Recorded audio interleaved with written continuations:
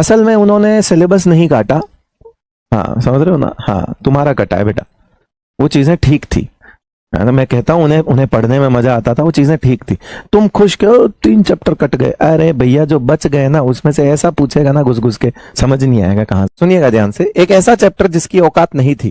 कब? जब तक एस ब्लॉक मेटलर्जी हाइड्रोजन और पी ब्लॉक सिलेबस में हुआ करते थे। पी ब्लॉक मतलब डिटेल्ड पी ब्लॉक, आज भी है पी ब्लॉक, लेकिन वो पी ब्लॉक सिर्फ अब मतलब नाम मात्र का पी ब्लॉक बचाया है उन्होंने सिलेबस में अपडेट करके, वो उतना तो हम भी पढ़ लेंगे। लेकिन जब ये सब चैप्टर डिटेल में हुआ करते थे, बाकी चैप्टर्स हुआ करते थे, तो इस चैप्टर में से 0 और 1 की प्रोबेबिलिटी हुआ करती थी। मतलब या तो सवाल आता था तो एक आता था, या फिर नहीं आता था। ये 0 और 1 की प्रोबेबिलिटी पे चलता था, है ना। मोस्टली केसेस में नहीं आता था। 2-2, 3-3 सालों में एक बार एक सवाल आता था। 2-2, 3-3 साल में एक बार आता था सवाल, और वो एक आता था, उससे ज्यादा कभी नहीं, है ना। कई बार आता ही नहीं था, मतलब मोस्टली केसेस में 2 साल सवाल नहीं आ रहा डी एंड एफ ब्लॉक का, ऐसे। तो उस वक्त इसकी औकात नहीं थी। अब मुद्दा ये हुआ क्यों नहीं थी, और अच्छी बात थी, क्योंकि ये चैप्टर ना फैक्ट बेस्ड है, मतलब इंफॉर्मेटिव जो है, जो ढेर सारी इंफॉर्मेशन थे उनका कलेक्शन है ये। इस चैप्टर को आप जब एनसीईआरटी पढ़ने बैठते हो तो चक्कर आ जाते हैं कि एक लाइन लिखता है, फिर अगली लाइन लिखता है, फिर अगली लाइन लिखता है, फिर अगली लाइन लिखता है, और इन चारों लाइनों का आपस में कोई लेना देना नहीं होता बेटा।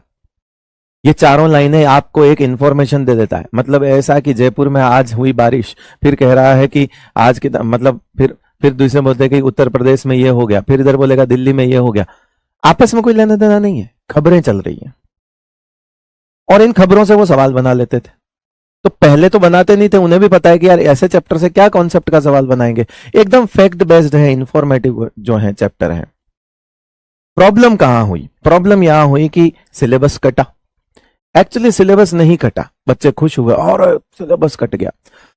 एस ब्लॉक से सवाल आता था, बच्चा कर लेता था। मेटलर्जी से सवाल आता था, बच्चा कर लेता था। हाइड्रोजन से सवाल आता था, बच्चा कर लेता था। उन्होंने आपके 3 होने वाले सवालों को हटा दिया। पी ब्लॉक से 2 सवाल आते थे, हो जाते थे आपके, उन्होंने 5 सवाल सीधे सीधे आपके मुंह के सामने से निकाल दिए, कर हटाओ। ऐसी 5 जगह जहां से क्वेश्चंस बन जाते थे, बच्चों को समझ आते थे, कॉन्सेप्ट हुआ करते थे, हटा दिए सामने से। और एक चैप्टर बचा। अब जो बचा उसमें से सवाल बनाने पड़ेंगे। अब माल ही कम बचा। अब डी एंड एफ ब्लॉक बच गया, अब इसमें से क्वेश्चंस तो बनेंगे भाई। कहां से बनाएगा आदमी? सवाल तो बनाएंगे। तो वो क्या करता है, इसमें से क्वेश्चन बनाता है। 3-3 सवाल इसके आ जाते हैं। कितने? 3-3 सवाल एक पेपर में, 3 question, 4 question D and F block के। हम देख रहे हैं, हमारे मतलब हमने अभी तक के अपने एक्सपीरियंस में ये चीज पहली बार देखी। लेकिन फिर हमें समझ आया कि और यहां से नहीं देगा तो देगा कहां से? बचा क्या है उसके पास? लेकिन अब आता क्या है? वही फैक्ट बेस, रटने वाला। वही रटने याद है तो कर लो, नहीं तो कोई कॉन्सेप्चुअल चीजें तो होती नहीं है इसमें।